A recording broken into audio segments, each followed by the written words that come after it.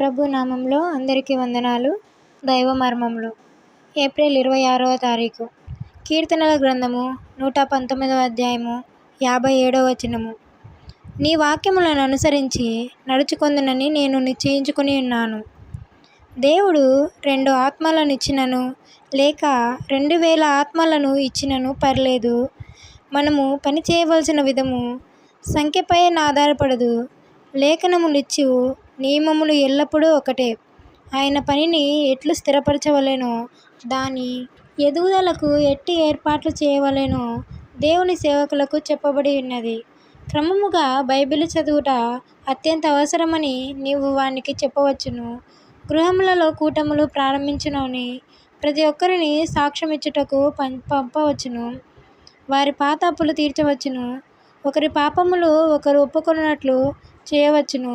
సిగరెట్లు, పాత పుస్తకములు, విగ్రహములను కాల్చివేయవచ్చును. అయితే నూతన విశ్వాసులు ఆత్మీయముగా ఎదుగుటలేదు. కారణమేమనగా దేవుని క్రమమును పాటించక నీవు తప్పిపోతివి. దేవుడిచ్చిన క్రమమును గమనించవచ్చును.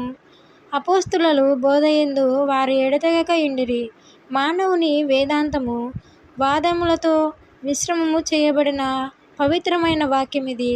అందుచేతనే అనేక ఇతర పుస్తకములను కాదు గాని దేవుని వాక్యమునే చదవవలెనని ప్రజలను మేము ప్రోత్సహించెదము. వాగ్మయ సేవ యొక్క ప్రాముఖ్యతను గూర్చి నేను వాదించుటలేదు. ఆ సేవ చేయువారి వద్ద మంచి పుస్తకములే ఉన్నవి.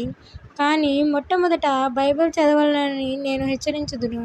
విశ్వాసులకు మొదట దేవుని వాక్యంతో పరిచయం ఏర్పడవలెను. ఆ వాక్యము ద్వారా దేవుని ఉద్దేశమును వారు గ్రహింపవలెను. అపోస్తులు ఇదే చేసిరి.